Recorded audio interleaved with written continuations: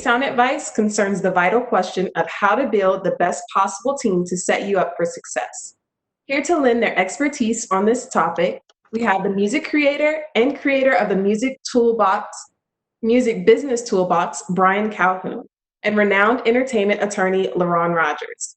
Let's get it going with the sound advice. Thank you so much, Karina.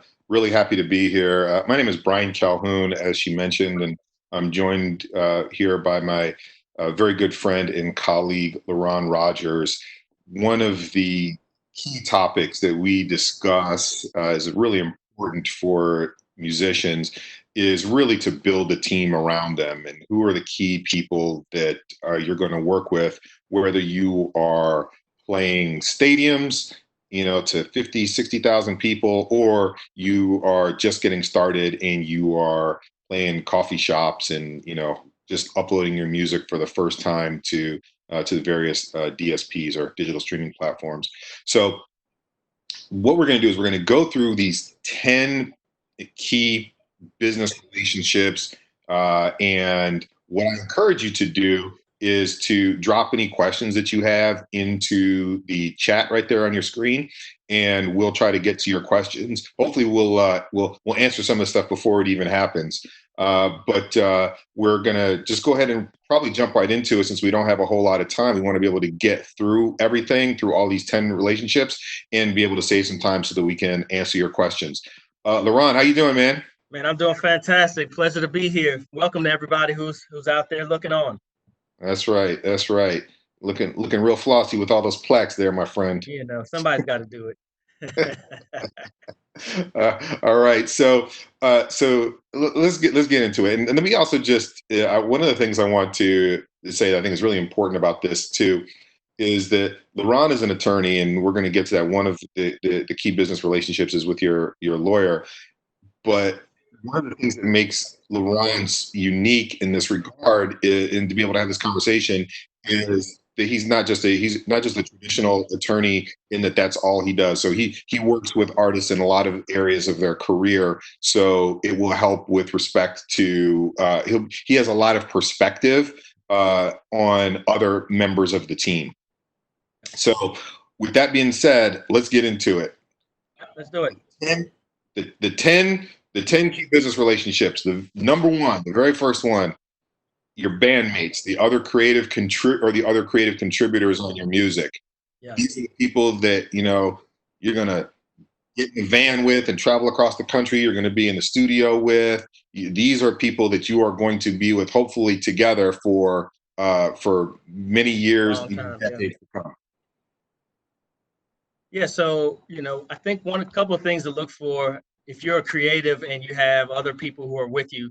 So that comes in a different forms. One, it comes in like a traditional band where let's say there are 4 or 5 members and everybody plays an instrument and or sings and performs, and everyone's doing the same thing. And so you just say, hey, we're going to all be the same. We're going to be equal. We're going to split co-writer on everything. We're going to own all of our masters together, and and do it that way. Or there's also, I've seen many times where there's one lead band member and it's really their thing, and they kind of assemble, and they generally would be like the lead singer or whatnot, and then they assemble some musicians.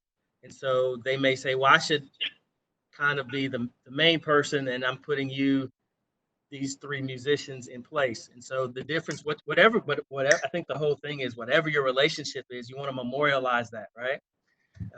Before you really get going in terms of selling stuff and going on the road. You want to do what we call a band member agreement.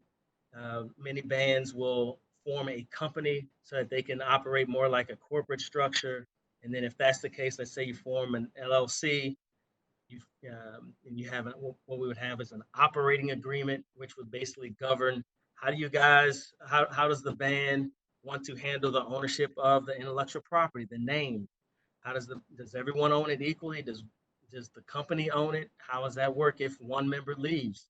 These are just some of the things to think about. How do you distribute the money? When the money comes in from selling records, is it all equal? Does one band member get more than the others? There's no one way to do it. It's just these are talking points that you have to start talking about before the money comes in. Otherwise, it's going to be a problem. And then publishing, right? So what if two of the band members write all the lyrics and the music and the others just perform? So then how does that work? Do those two band members keep all their publishing and the other band members get zero? Sometimes they just do it across the board, split it equal. So it's kind of all over the board, but you just want to have that conversation. You've used in the past the analogy of this operating agreement being like a prenup, right? Exactly. Yeah, exactly. So it just makes you think through, what happens in the worst case scenario, just in case everyone doesn't agree at some point in time. So that can be, what if one band member just says, "Hey, I don't want to be in the band anymore," right? Do they still get their royalties? Do they still can they go off and perform and use the band name and do their own thing? These are all questions that have to be answered, and why you want to talk about it up front, because, there's case after case where a band breaks up and then two of the members go off and now they're performing under the band name, and it's confusing to the audience, and, it can be a mess. Right.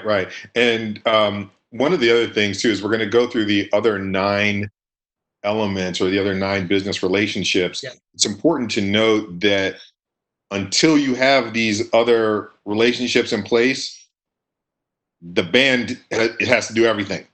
Everything. You're not only content creating, you're doing all the marketing, you're doing all the corporate work, you're putting up all your songs to the DSPs, and you're basically dividing all the work that has to get done. You're driving the shows to gigs, you're booking your own gigs. Yeah, you're everything. That's right. And I think that it's also really important to think about like who people are that you feel really comfortable with, and you're going to be comfortable with them for a long time. If you've got that gut feeling that something isn't right, then it probably isn't. Yeah. Especially on the creative side in the beginning, right? Yeah, the bands that stay together the longest, and there's no secret formula, are ones that, people, they get along, and they're more like brothers, even if they aren't related. And even then, they go through their ups and downs and, fights and arguments and whatnot. But as long as they stay focused about the business, they have a chance at making it. Right. And so as we start getting into some of the other element, that's because the band members, that's mostly on the creative side. And like I said, they are going to handle the business stuff. But as we start getting into the other more key business relationships that are outside of the band, there are a few key questions that we want to try to answer with respect to each one of them. They are, what do they do? What does that individual do or that company do? How do you find a good one? When do you need one? How much do they cost? What they're going to expect from you and what you should expect from them. So those are sort of like the key questions that we're going to try to answer with respect to each one of these team members. So the first one that I like to talk about outside of the other creative contributors is a manager. Yeah. So people talk about manager frequently, being really important, and they are. I sort of think of them as sort of like as the artist, you are the CEO, but your manager is the president and GM, COO. They're air traffic control. They're really managing all of the business relationships that you have as you proceed with your career. And in terms of finding one of the challenges, I work with a very big successful management company called Blueprint, part of Maverick, and we represent really large artists. And frequently, startup, an early stage artist will ask like, "Oh, I need to get with you guys, so I just need to get management." But I challenge people to think about something with respect to where they are and being honest about where they are in their career and how far they're really ready to go and in the moment, what they're able to do.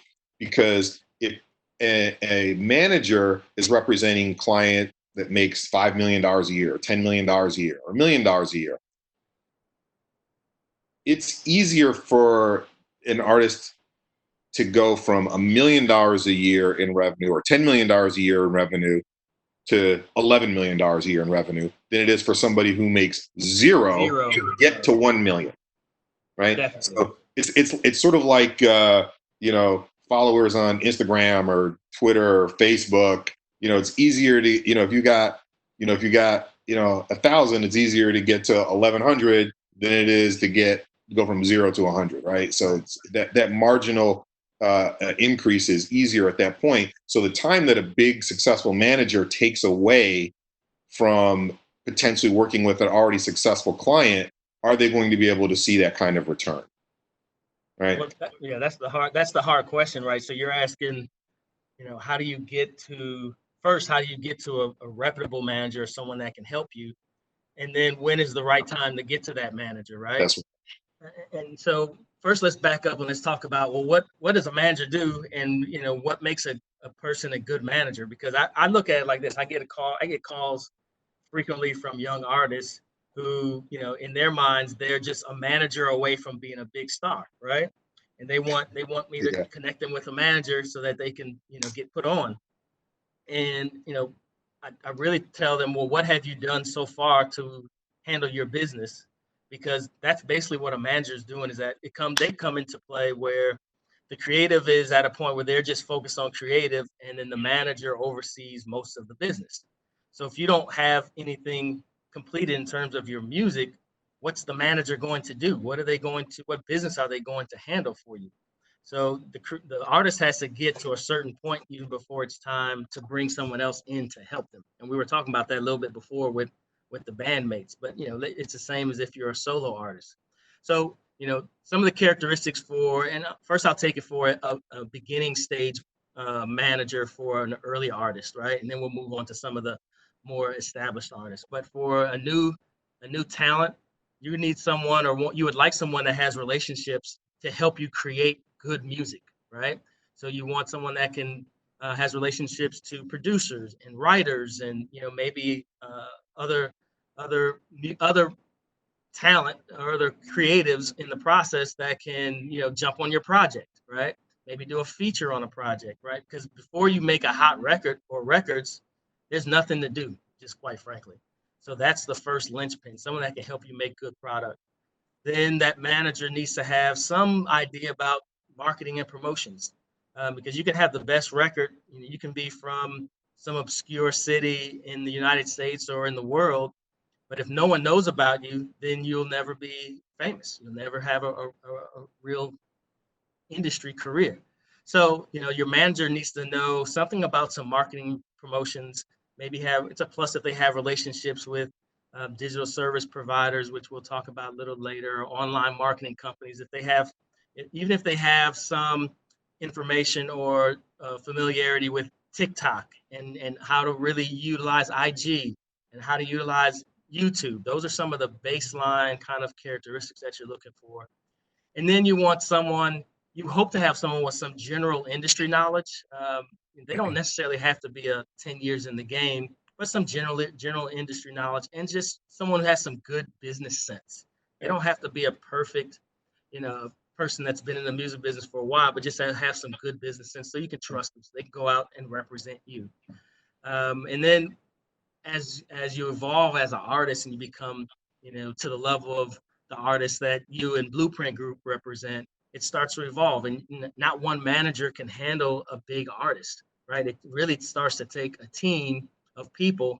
So you need a online marketing team, a digital services team, a content creator who just creates text for any online campaign that you're going to do. So you start to just evolve in terms of what you need. But at the end of the day, the relationships still have to be there. They still need to have marketing and promotions expertise, and the industry knowledge and relationships should just get deeper as you become more experienced as an artist. And I would add to that, someone who's really trustworthy and is going to be honest with you about the quality of your music, about business decisions that you're making, One of the traps that musicians can fall into as they become more and more successful is just ending up with yes men around them. Um, you fire people who disagree or say you should, think about something else, and you end up just putting yourself in a position where people just stay around you just because they're there for a check, and Right. you only get they only tell you things that you want to hear. And that's not the mark of a good manager. And also, and Laurent touched on this, is I think especially in the early stages of your career, it's going to be challenging to get a big name manager on board. You know, but it's okay to get someone who is smart, business savvy, trustworthy, and is going to learn and grow with you. There are tons of resources, online in schools, and if they're smart and savvy, they can figure things out along the way. Yeah. So, yeah, I would say, you don't necessarily have to have like a big name manager. It could be, your friend who's, a finance major at, your local college or something like that. Yeah, I mean, it definitely takes a level of passion, because the manager is working, you know, waiting for you to earn money That's right. until they can get paid. So, Yeah. they need to buy into the project. They're gonna have to believe, because early on it just takes a little while before the money starts to come back in, right? And Yep. so typically a manager, when you do find someone that you want to manage or work with, the typical fee is 20% of your gross revenue that's paid. Sometimes it's a little lower, 15% or so. And once you become a bigger name artist, you have much more leverage to decrease that even further.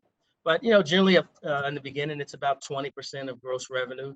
But if you're not making money, then there's no incentive for the manager to work, right? So there has to be something there where the manager and the artist think that something's right around the corner. And then, so as far as the terms, generally a manager will be on board for a locked-in period, somewhere between 2 and 5 years, because it just takes a while to get things moving. And sometimes a manager works for a year or 2 years on the come with nothing, and then it's that third or fourth year where money starts to really flow. So it's That's right. definitely time to That's grow. right. That's right. Okay, so moving on, and Laurent can talk incredibly in depth about this one, is your lawyer. So the attorney who's going to represent you and your business interests as you're negotiating various deals. And one thing I would, and Laurent, I want you to react to this. People say, oh, you should have a lawyer look at every single thing you sign, and I disagree with that to a limited extent. I disagree with that in that if We're you gonna fight. Then we're gonna fight. okay, all right. So if you are if you're a brand new writer, you are looking for a performing rights organization, you find out ASCAP is the one you want to go with. You go to the ASCAP website and you sign up. Is ASCAP going to negotiate independently with you on terms, or are you going to accept the terms that are there? All right. As a new artist, yes, you're gonna Yes. have to just accept those, and those terms are fair against Right. all the PROs. That's fine. You're just signing up to be part of the organization. That's Right. fine. That's acceptable. And then with the digital aggregators like the CD Babies of the world, and TuneCore's, DistroKids, they are you go to the website and you upload your stuff. Again, if you're a brand new artist, you don't really have a leverage to negotiate independent terms. But I just wanted you to react to that, and then what I generally use is sort of like the litmus test is like, are you assigning rights to your sound recording and your composition? Like that's really when it's like, are you signing a publishing deal? Are you signing a label deal? Are you, agreeing to endorse a product? That's really when things start to become very necessary to have an attorney. Well, as a new creative, this is the key thing to look for in some of those early agreements or whatnot with a digital services provider or aggregator like a TuneCore or some of the others that you mentioned, Brian, is that when they start to talk about owning your masters, or the ranges of the split get out of whack. So for a TuneCore, you're going to pay 10 or 20%. of whatever they collect, they'll pay through to you as the creative, right? But there are some other companies that pass themselves off as similar to TuneCore, but they're asking for 40 or 50% of all the money that comes through, right? And they may even ask for ownership of the masters or ownership of your publishing. That at that point in time, you know, when you start seeing that kind of language where you're transferring or assigning any rights to a separate company or person, get a lawyer immediately. Assignment, transfer, you know, that type of language of your master recordings or compositions, that should be a key for you. Get a lawyer. Got it. And real quick, what in terms of like fees, what can someone expect to pay? Sure. So, I mean, lawyers work from hourly rates. So you're looking anywhere from, you know, 300 to $600 or $700 an hour, depending on the market.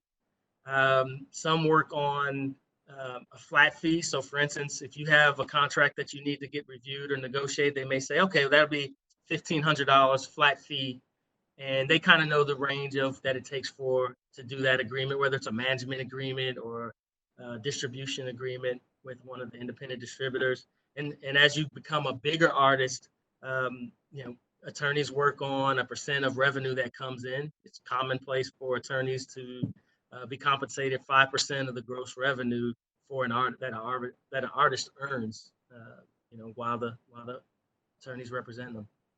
One other point that I would, well, two other things. How can, especially as a new artist, how can you get connected and find an attorney? So yeah, if you want to answer that first, then well, before we find an attorney, you know, what are some of the things that the attorney does?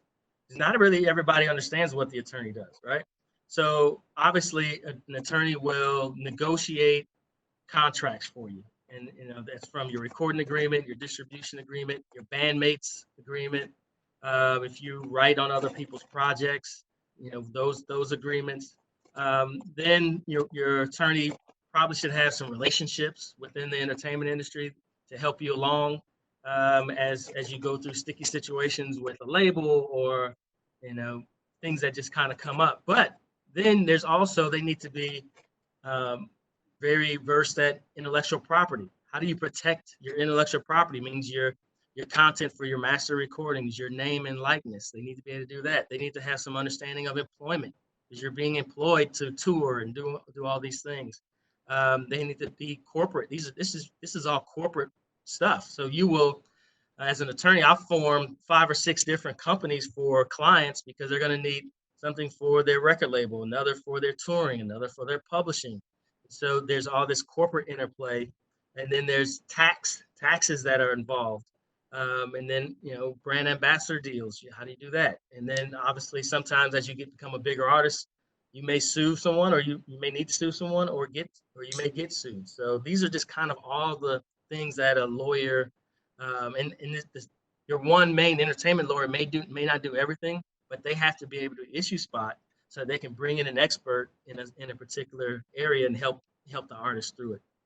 But then that's the area. So then how do you find someone with that skill set, right? Yeah, right, exactly. Who's willing to take you on as a young artist?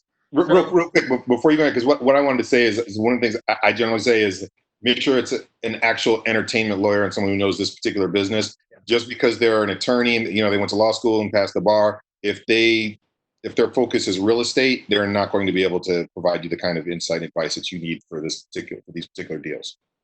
Yeah, I mean, the entertainment industry has a language all of its own. It has customs all of its own. You know, when I represent a party and I send a contract out and I get the craziest comments back, I'm like, this person doesn't know what they're doing. They're not in the industry. They're asking for things that are unreasonable. And it just makes doing deals harder, more difficult, because then the artist has an unreasonable expectations of what to expect. And it just you're right, it makes just getting deals done much more difficult.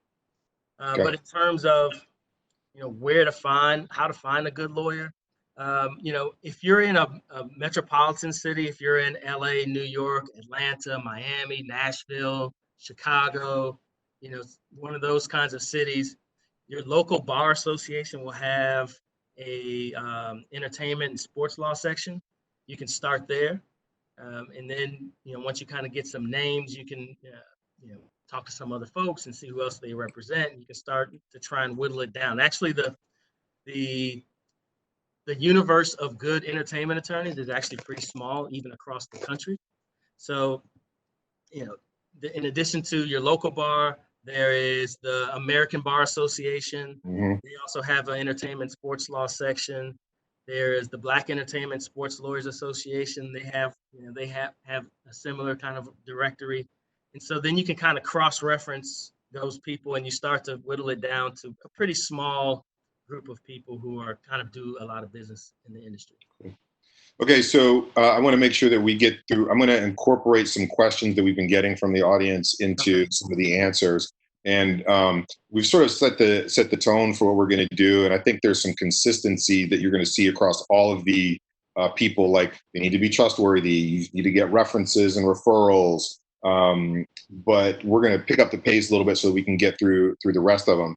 Next on the list is booking agent. So the booking agent or agent is the person or company that represents your interest when you're going out and doing live performances. So the booking agent has relationships with the venues and the promoters, and they facilitate making sure that you get paid and everything is properly set up for you to do the show. That the venue is handling all of the things that they need to on their end in order to be able to make sure that the show comes off well. Any insights you want to provide about the booking agent?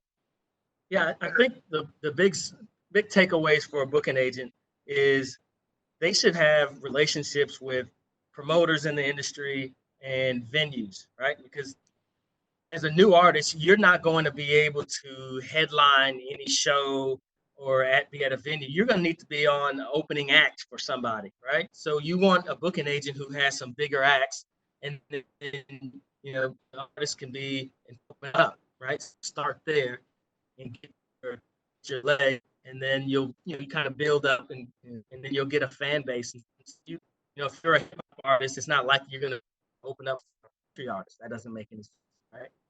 So a booking agent will kind of put you with similar artists where your fan base would be, and so that you can perform in front of those fans. And then they, for that, they take a fee. That's right. Generally between 5 and 10% of whatever the booking fee or whatever the artist gets paid. That's what the agent will get 5 or 10% of. Yep, exactly. And also finding one can be tough.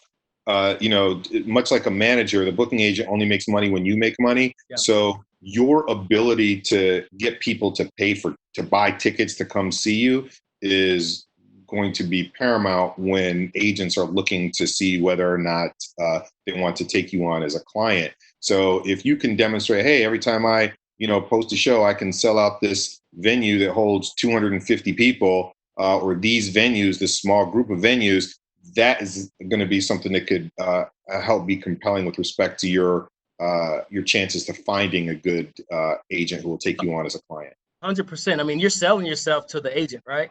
So you're trying to convince an agent who already is busy to put you on their roster and help promote you.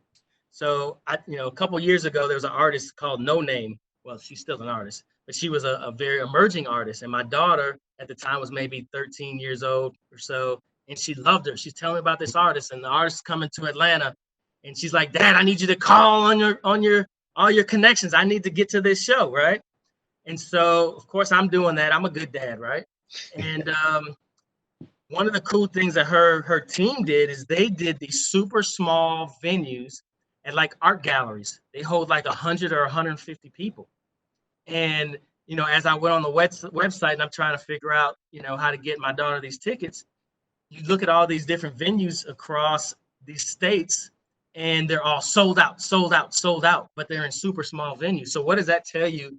The optics of that is that, oh, she's in demand. Like, I didn't know, I only knew the venue in Atlanta, but I didn't know the venues in the other cities. So to me, I'm like, oh, this artist is dope. I want to get behind her. I started Googling her and figuring her out. So you have to, as an artist in your management team, her management team did a great job of setting it up to look bigger than she actually was at the time. as she was building her fan base, which I thought was just a fantastic idea. Yep. Brilliant. Brilliant. Yeah. So next one, digital marketing manager. Yeah. So this is essentially the person. This is what I focus on. I'm gonna let my blinds down. Okay. This is what I focus on professionally. A great deal of what I do for my clients is digital marketing, digital strategy. So this, look, much like the booking agent manager, this is you are as a starting artist, you are going to be doing this. And digital marketing person, digital strategy person is essentially going to be handling the digital components of of the artist's lives. There is a digital component in everything in an artist that they do. Whether you're talking about going on tour and selling tickets, or selling merch, or your music being streamed, the digital marketing manager is going to help with respect to running ad campaigns, working with the DSPs. DSP is digital service provider, and those are the Apples, the Spotifys, the Pandoras, the YouTubes of the world. Working with the social platforms, the Facebooks, the Twitters, Instagrams of the world, and coming up with strategies and then executing on those strategies on behalf of or in conjunction with the artist. So again, sort of like the key moments around the key sort of like big temples around an artist's life are generally going on tour and releasing new music. And so the campaigns that are around those things, it's very helpful to have someone who is knowledgeable about those things. And it's something that I think is undervalued. And I don't want to go on a whole tangent about this, because I think that a lot of people who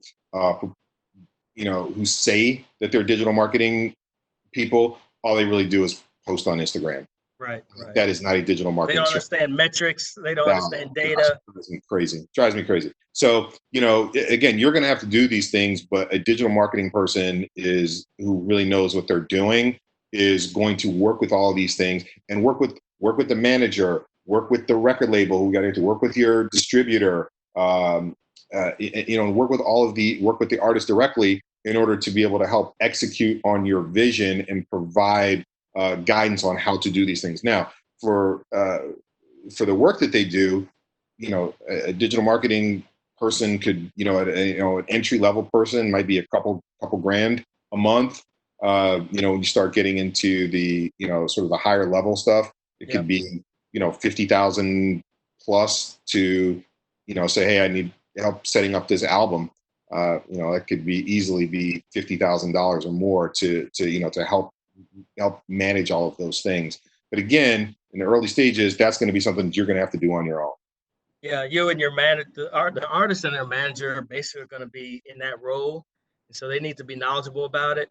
To really get someone who's even half as qualified as you are to do it, an artist is going to already have to have been launched and have some revenue coming in, because typically, these kind of digital marketing folks required to be paid on a monthly basis, or for a particular program or launch or initiative or whatever. So, unless they're part of your management team, and then you're only going to get someone, that's very good and qualified as part of a big management team that's used to dealing with really big artists who do really big releases, and they're making millions of dollars.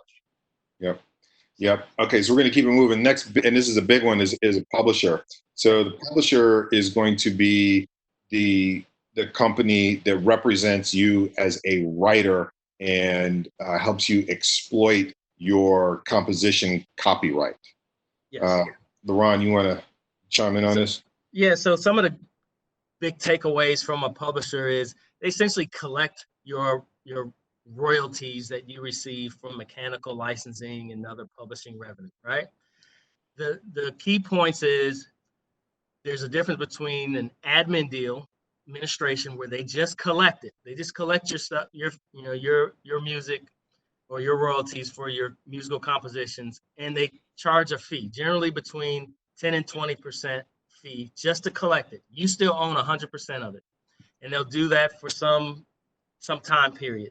Maybe it's 2 years, maybe it's 5 years, but they'll collect your stuff for you. And then there's what we call a co-publishing deal where at that point in time, you are transferring, assigning, selling part of your underlying rights to your publishing catalog, generally 25% total, to a third party, and they would generally give you an advance, and then they will collect that money for you. But if you start getting into publishing, I would suggest getting a lawyer to be able to review that stuff with you. Absolutely.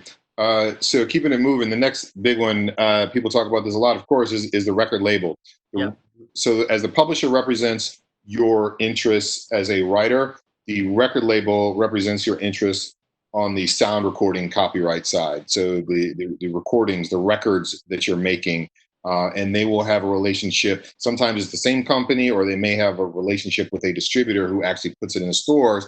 But the record label is going to be the company that they can help with the artist development, getting your music ready.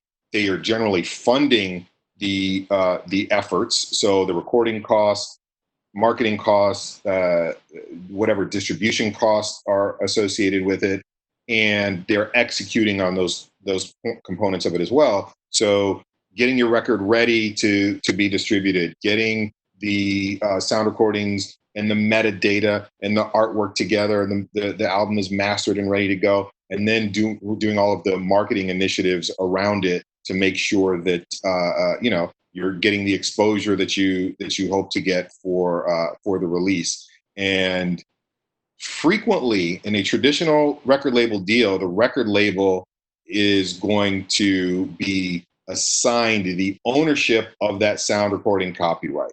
When Laron was talking about that earlier, the assignment, talking about assignments and needing to have a lawyer, if you are being approached by someone who wants to be your record label, you're going to really need to make sure that you have an attorney represent your interest in that regard.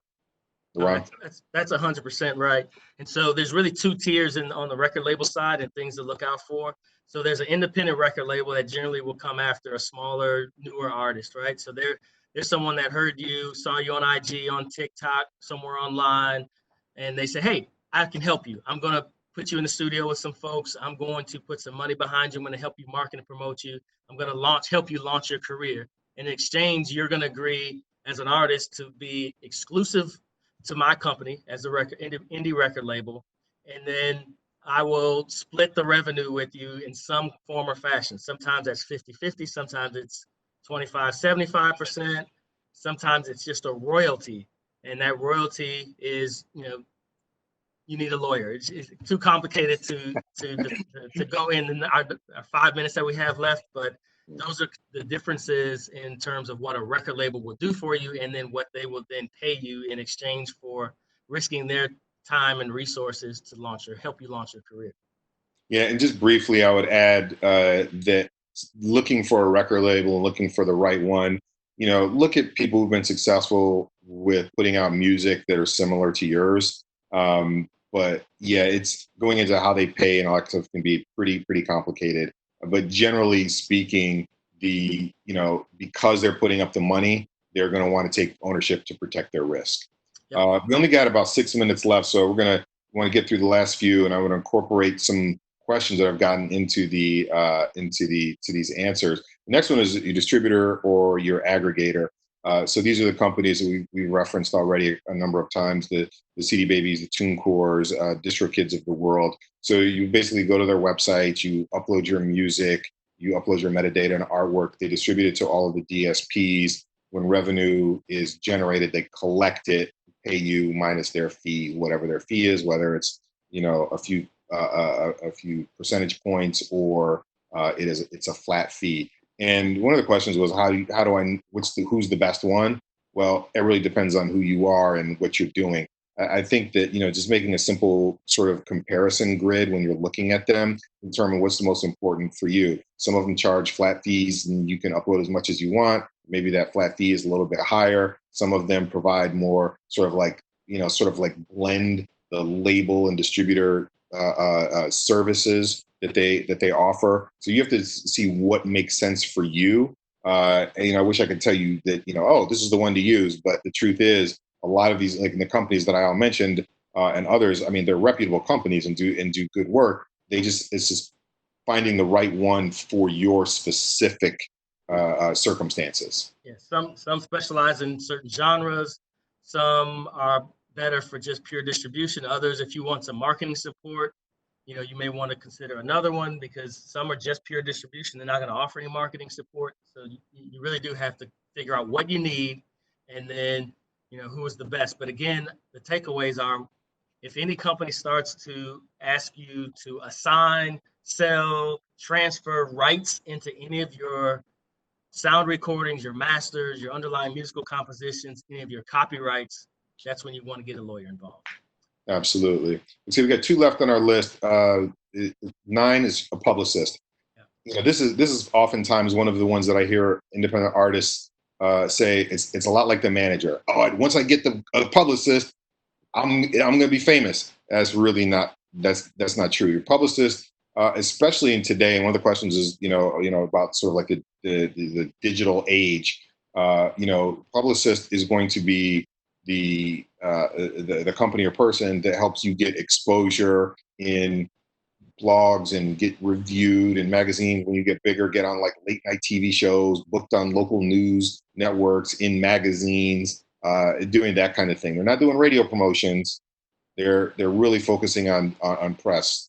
Hopefully you can get into like New York Times, stuff like that one day. But for the work that they do on a regular basis, I mean, it could be as little as $1,000 or $1,500, but it could also be $10,000 or more, depending on who the publicist is. Like I think a crisis management publicist, dealing with like an issue could be very pricey, but a good one is certainly valuable. Anyway, I don't know if you want to add one note, add any comments on that, Laurent. No, I think you hit on that. I think you hit on everything there.